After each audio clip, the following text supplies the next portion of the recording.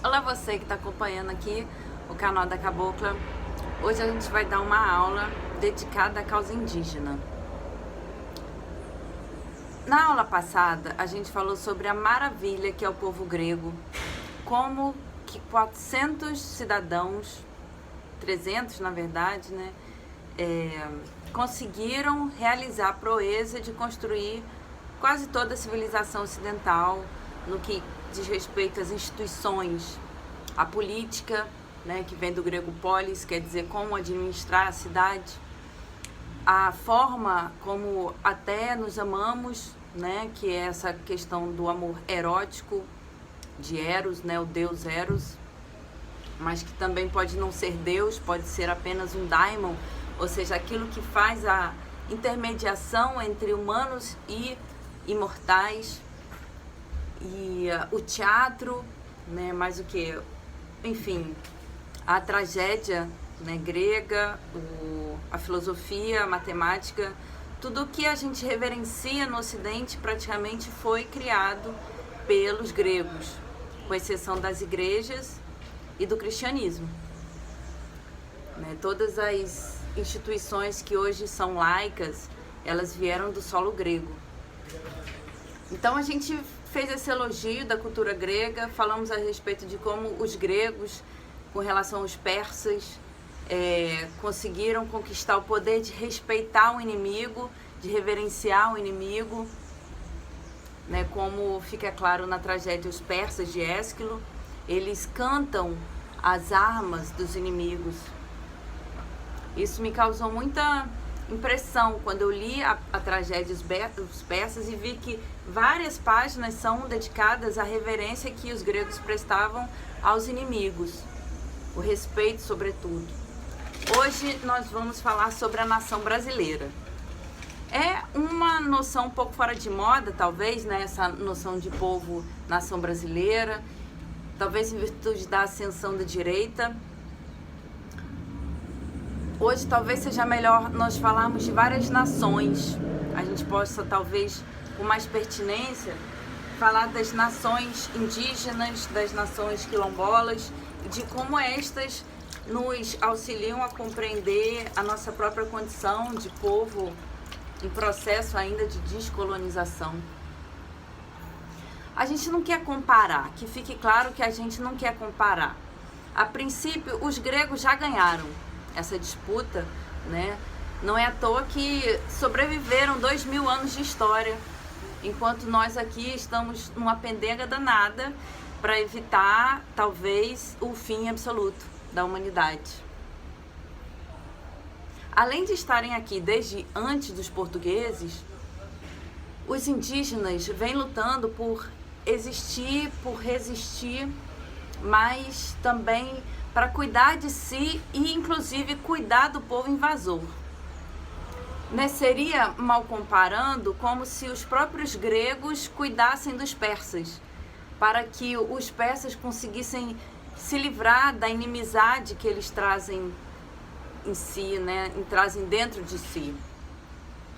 Né, é assim, é um anacronismo histórico, né, eu peço licença aos lógicos e aos que gostam de uma coerência histórica para pedir aqui uma compreensão a respeito do que seja genuinamente indígena e genuinamente capaz, né, de permanecer na nossa cultura apesar de tanta destruição, de tanta guerra.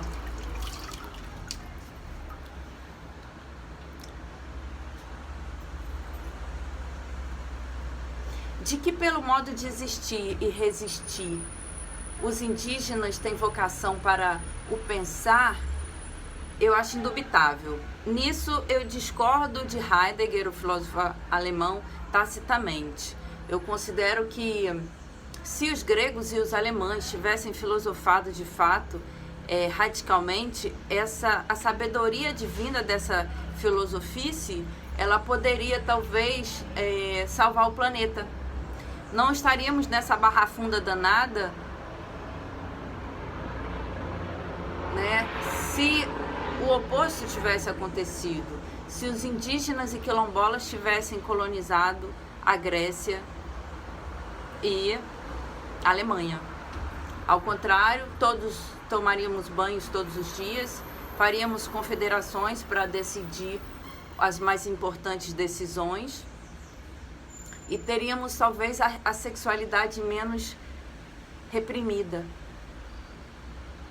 Seríamos talvez mais curiosos. É natural ao povo indígena a curiosidade. E o cuidado mantido tanto com o Mama, que é a Mãe Terra, a deusa Mãe Terra, para os Yanomami, quanto com os inimigos invasores seria diferente. É o que eu pretendo deixar atestado no livro Avatyamuni.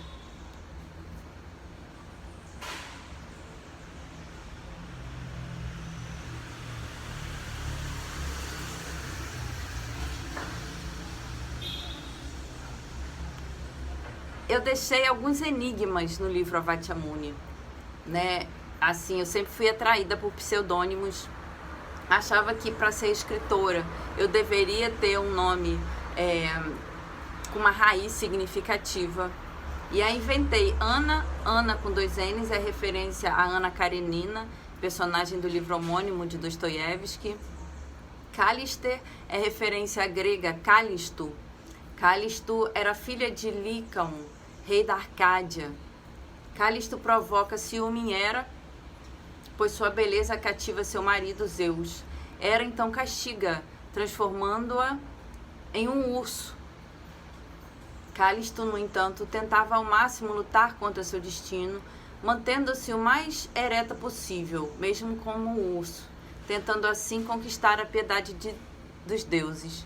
Zeus se apieda de Callisto e faz dela a constelação polar, urso polar. Então a constelação que a gente chama Ursa seria a alma de Callisto, que passou a existir no céu. Por fim, Perena, Ana Callister Perena. Perena é referência a perene, que quer dizer eterno, perpétuo. O nome Avatyamuni, no meio tem te amo, Avatyamo. Já o nome Avat me foi soprado por um encantado e vem do tupi Awat, que significa milho. Trata-se de uma homenagem a um grande herói da mitologia guarani, que em uma tarde de 2019 sugeriu que o título de meu livro tivesse de ter esse nome.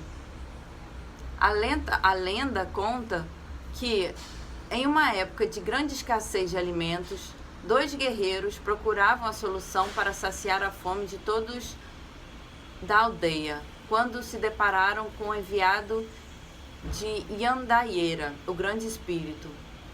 Este lhes disse que a solução para acabar com a fome de seu povo demandaria de uma luta de morte entre os 2. O vencido sepultaria no local o outro, e logo do seu corpo brotaria uma semente, uma planta, cujas sementes, replantadas e depois comidas, resolveriam para sempre o problema da alimentação. Assim fizeram. Os 2 guerreiros travaram uma sangrenta luta. Avat, um dos 2, foi derrotado, morreu, e de sua cova nasceu uma planta chamada Awat, milho. Já Amuni é referência a um herói indígena da Confederação dos Madavacas, de 1700 a 1755. Essa confederação se deu no Rio Negro, perto da cidade de Yaoretê, na Amazônia, e foi conduzida por Gauacana, Amuni e Movidel, dos Bapi Tarima Bonivá. Trata-se de uma confederação para proteger o entorno do Alto Rio Negro, onde também fica localizada a cidade dos Yaoretê, cidade das onças. Outras expressões que são enigmas presentes no livro são concretas formas. Concreta é referência a Creta, cidade do matriarcado minoico, ilha Creta. Sincretismo é referência também a Creta, né? E a possibilidade de nos reunirmos religiosamente e pacificamente.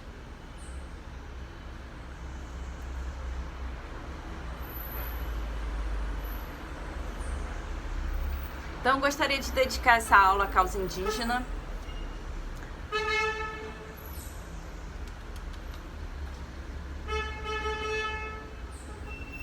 E considerar a questão da realização de desejo versus felicidade, né? A gente tem na sociedade capitalista uma compreensão que eu considero equivocada, que é a compreensão de que realização de desejo é capaz de levar à felicidade.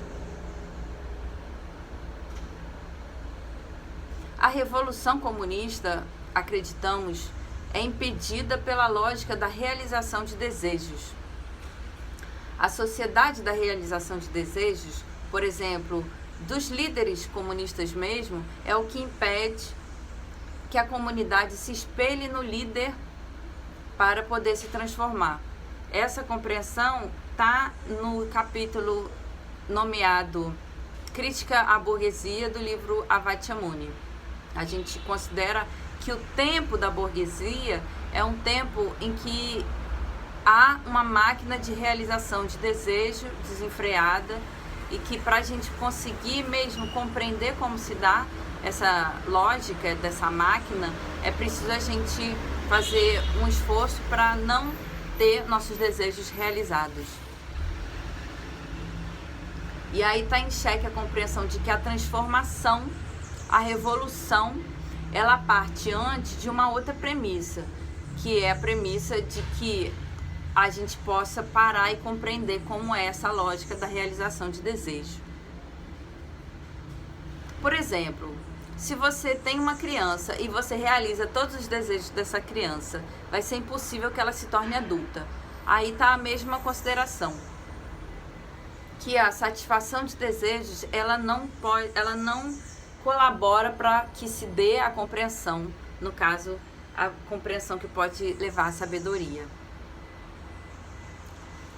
Defendemos a tese de que os povos indígenas e quilombolas resolvem muito bem esse dilema. Para eles, o público e o privado estão entrelaçados. Agora vejamos como Hegel resolve essa questão filosófica, presente tanto no livro dele chamado Estética, no livro Teias, que é dedicado a pensar a tragédia grega, quanto no Fenomenologia do Espírito. A consideração é a seguinte: segundo Hegel, o Estado cerceia a liberdade. Isso é inevitável. A função do Estado é essa função policialesca de cercear a liberdade. E aí você tem o problema que é a falta da liberdade individual. Para Hegel, esse problema só é resolvido ou pela tragédia ou pela intromissão, pela intercessão divina, pela intercessão de Deus.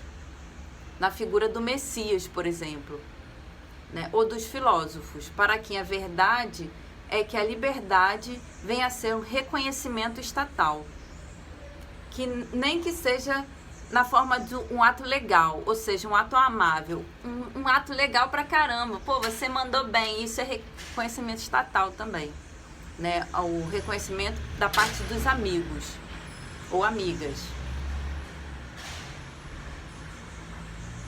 Então, essa compreensão do Hegel é que o Estado, ele não é apenas essa instante superiora que a gente tende a ver como policialesca. O Estado também está presente na sociedade, na figura dos amigos que a gente encontra no âmbito público. Ele opõe cidade, sociedade e família. Ele opõe o público e o privado. A imagem que, segundo Hegel, vai consumar esse problema é a imagem de Antígona. Ou melhor, a personagem que vai consumar o ápice dessa tragédia, dessa indissocialidade entre o fato de ser a indissociabilidade ou insociabilidade, ou diferença, melhor dizendo, entre público e privado, é a personagem de Antígona, a tragédia grega. Né? A Antígona, ela consegue consumar essa questão, por quê? Porque ela tende a obedecer a família. Né? Antígona é filha de Édipo com Jocasta, e aí ela traz no seio dela, digamos, todo o problema que foi legado pelo pai. Qual é o problema? O poder. Édipo, quando ele descobre que foi casado com a própria mãe, ele fura os próprios olhos e se deixa a cidade e se extradita, né? Ele se expulsa da cidade de Tebas e deixa como legado o poder. O poder primeiro é pego por Creonte, o tio, né? E também vai ser disputado por Eteócles e Polínices.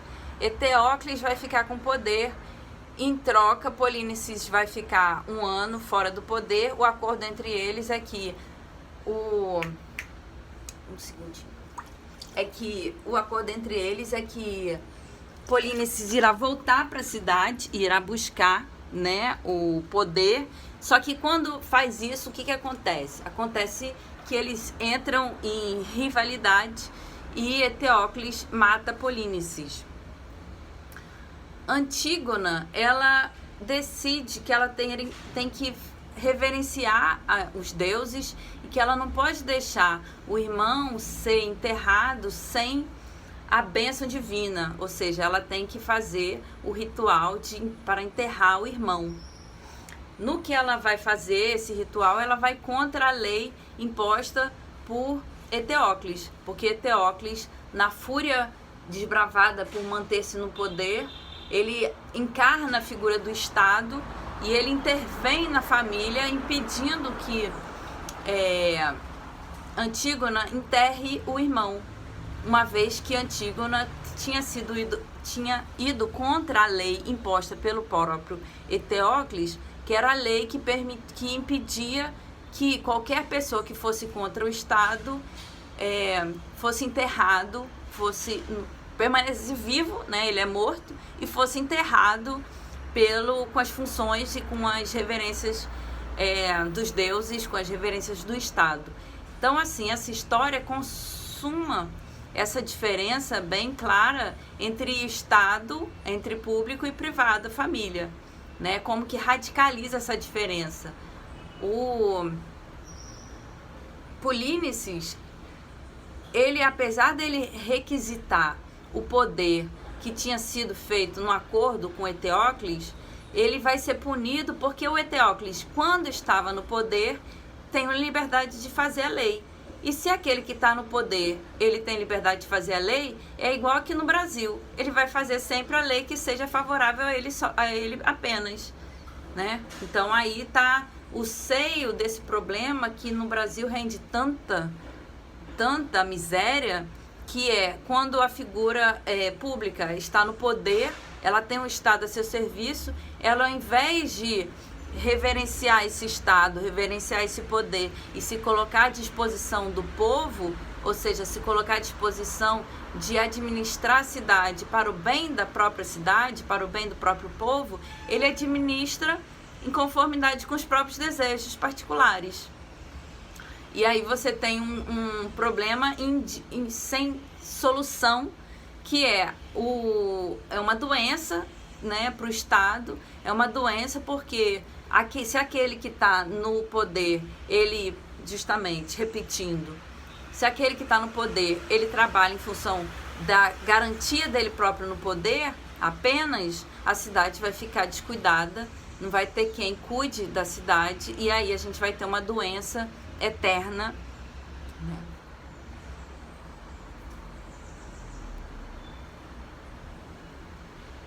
A gente tem a persistência do problema, né? Você perde liberdade, no final perde o sentido, que o sentido seria a liberdade sendo reconquistada. É como o Polínices, ele volta em busca da liberdade, em busca daquele reconhecimento estatal. O reconhecimento estatal é que daria a ele a liberdade. né? Então, a cada instante, seja através da política, seja através da loucura, quando você não entende, então não é tanto da ordem da compreensão, como talvez quisesse Heidegger, né? É um tempo que se pode ouvir só a Deus, né? Para poder se manter no limite entre Estado e liberdade individual.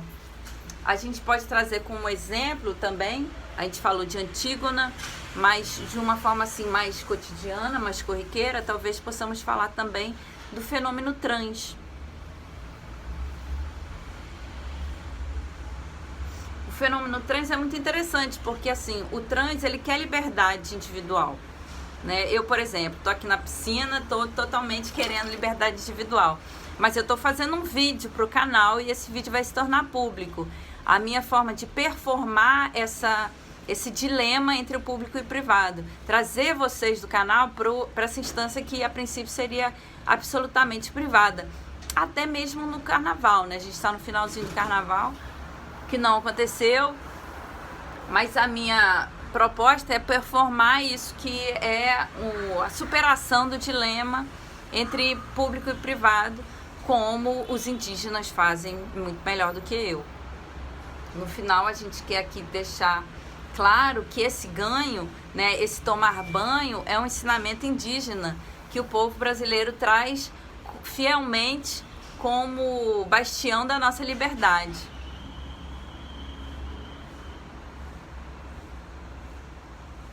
Né? O trans, como a gente ia dizendo, ele tem uma sexualidade que a gente considera, né, que é o homem que quer ser reconhecido como mulher, ou então é a mulher que quer ser reconhecida como homem, e tá nessa brincadeira entre público e privado,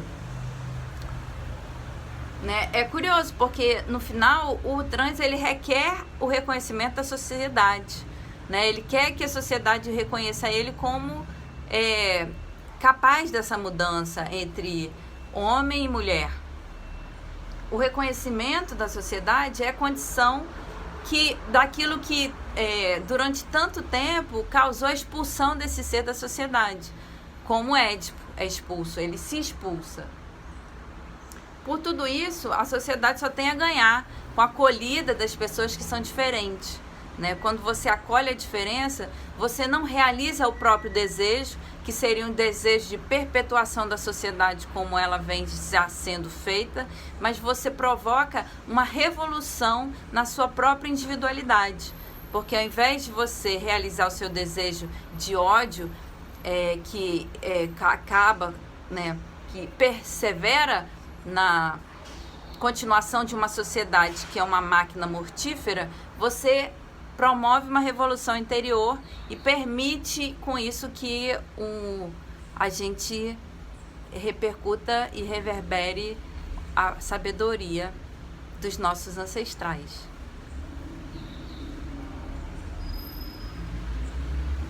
Né? Por isso tudo que é preciso que a gente tenha também um bom senso no que diz respeito a não ser tão a favor do Estado. A gente poder ser contra o Estado é onde reside a nossa liberdade. Né? Inclusive, enquanto puderam, os indígenas e quilombolas se manteram distantes dos Estados. Agora que a situação está piorando muito e que a gente está vendo que ir até as instâncias de mudança do Estado é uma condição sine qua non para que a gente não seja destruídos, né, pela lógica capitalista que tende a expugnar, a extraviar, a tirar a liberdade individual. Mas essa mudança, ela tem que partir justamente da possibilidade da gente cativar as pessoas. As pessoas precisam ser cativadas antes de mais nada.